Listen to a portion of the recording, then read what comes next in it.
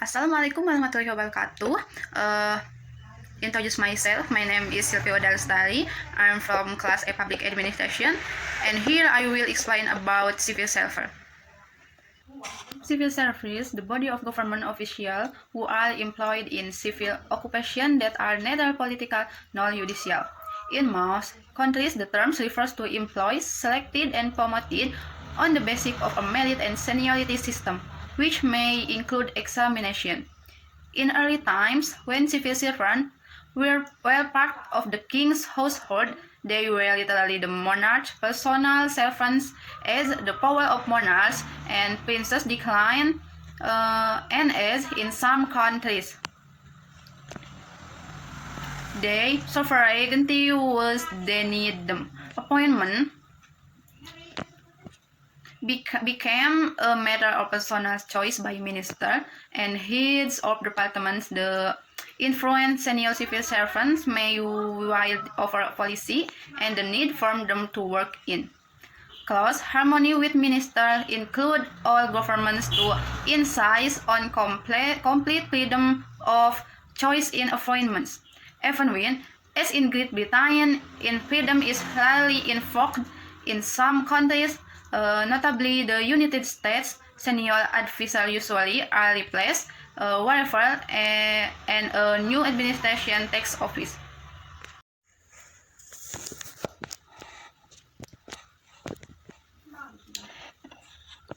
In Europe in the 19th century, appointment and promotion frequently depended on personal or political favor, but tenure was common in the lower and middle rank, or once an appointment had been made.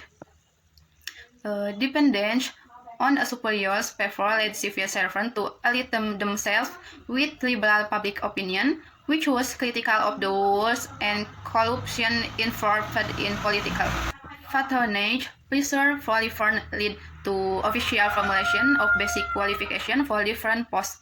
Appointments and promotion board well established within each department to prevent all obstacles over political favoritism and nepotism, and salary scales were introduced for different grades to provide a civil servant with increments for good service while still holding the same post. In many countries, civil service commissions were set up to ensure impartiality in selection procedure and to lay down broad principles for personnel management in the civil service. Recruitment in many Europe countries corresponded to the national education system. The executive class after full completion of secondary school, the clerical class after the intermediate school examination. The manual works in the service were mainly recruited from persons of mature age who had left school after primary education, or in such countries as France and Germany, from military veterans. As public administration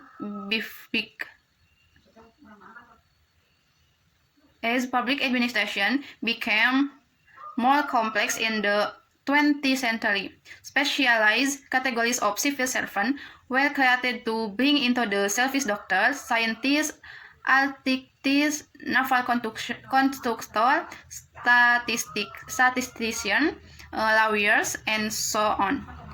In several countries, the establishment of this special class caused some difficulties because their salary scales had to be aligned with those of competing professional groups outside the service.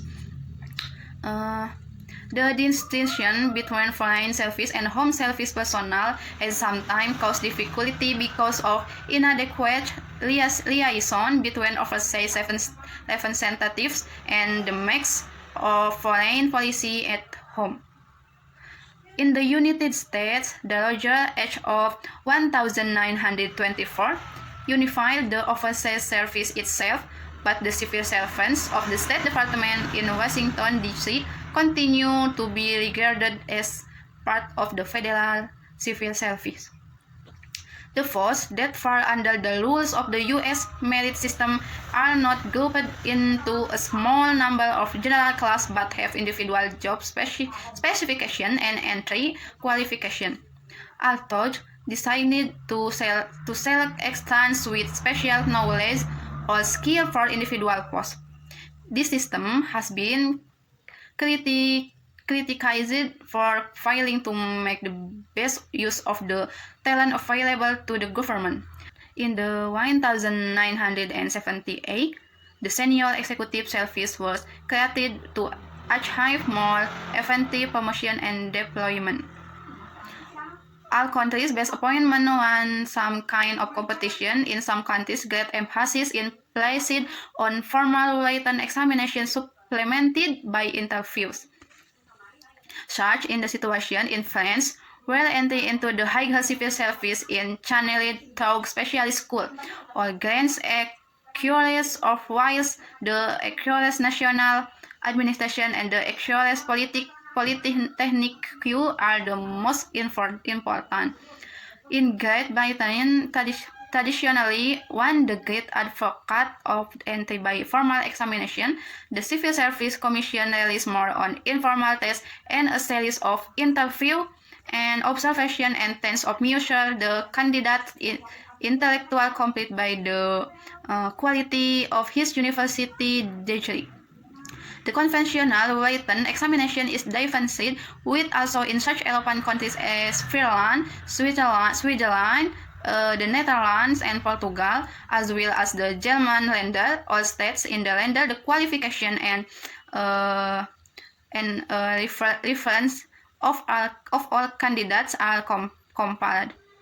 Whereupon the most eligible are interviewed by a development board, candidates are expected to have completed a lengthy program of academic work for professional qualification and a period of subsequent training in a variety of public institutions under official supervision. If successful in their interview, candidates are recommended to minister who makes appointment to higher grade posts, or to the heads of department who handle the middle and lower categories. On the face of it, this method offers far guarantees of impartiality than does the formal written examination. But a civil service career is less attractive now that formally and the civil service has to compete, usually as lower salaries with business and the professional for the best available talent. In Sweden, a constitutional provision requires that nearly all public documents, including the proceeding of authorities that makes appointments, be open for public inspection, thus providing a check upon corruption or favoritism. Mass, federal, and culturally diverse countries try to ensure and distribution of posts among their constituent elements. In Switzerland, the federal authorities try to maintain a balance of posts not only between the cantons but also between the political parties, religion, and language. The federal civil service in Germany draws on the public service official in the Länder and some degree of proportional representation is attempted. There was considerable pressure in Canada in the 1970 to ensure a more equitable distribution of federal civil service. First, between the English and French-speaking population, it is also clear that many African states are compelled to recognize regional and tribal origins in their appointments to the civil service. Okay, that's all my explanation material. Thank you so much for watching, and wassalamualaikum warahmatullahi wabarakatuh.